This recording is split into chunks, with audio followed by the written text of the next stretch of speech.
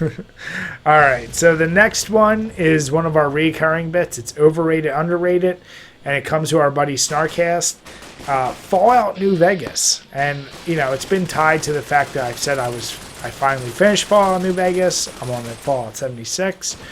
My quick take is, because I know what Jim's going to go with, so I'll just say overrated for the sheer fact that Jim and other people, maybe I'm in a circle where, because Jim has a lot of people that follow his kind of mindset, people really talked about how amazing Vegas is. And I'm probably spoiled because I already played 4. I had my feelings about 3. 3 set such a pinnacle for Fallout in general, going to the legit new system from the old point and clicks, the storytelling and everything. But the more I've played and the more I think about it, New Vegas is an amazing game. It's still an A+. It's not taking any knocks. But the problem is the story is weak compared to the other Fallouts, because Fallout's always been about the people coming out of the vaults and what the lore behind it. This one's just about a courier who gets shot in the head, and then he's trying to figure out who shot me.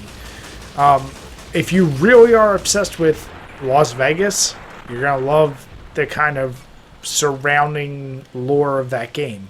I feel like that's why this game is considered non-canon. It's kind of pulled back from the original main series.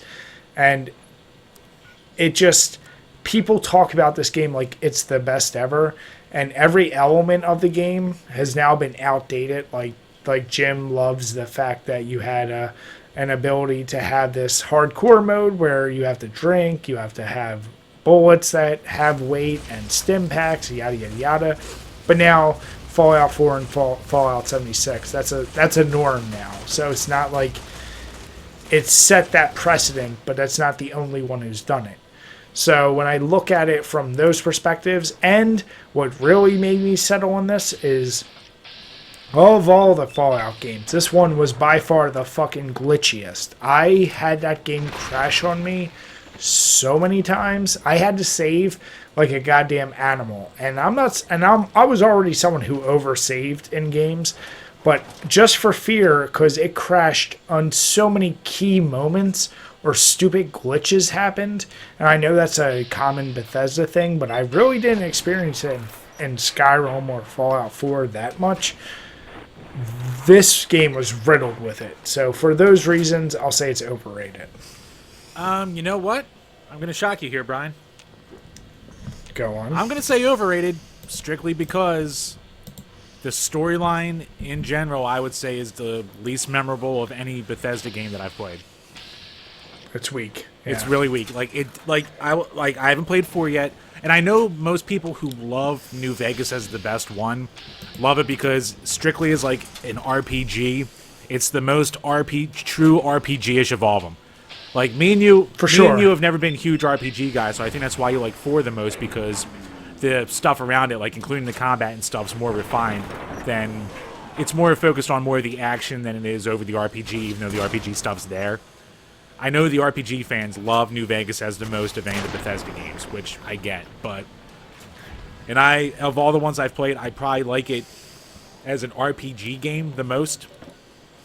But I would say probably it might be my favorite Bethesda game, just because I really did like the gameplay and like my time with it, but the story is completely forgettable, and that's the biggest problem with it. Like Fallout 3, it had so many amazing set piece moments, like Skyrim, just like the world and like even the soundtrack that it had to get stuck in your head and fighting dragons, or Oblivion with like the dark brooding, like the world of Oblivion, like that hellscape. You don't have any of that with New Vegas. So while New Vegas still is probably like, if there's one that I would like to have its system of gameplay implemented into more games, it would be that one. I still say as an overall experience, it is probably overrated.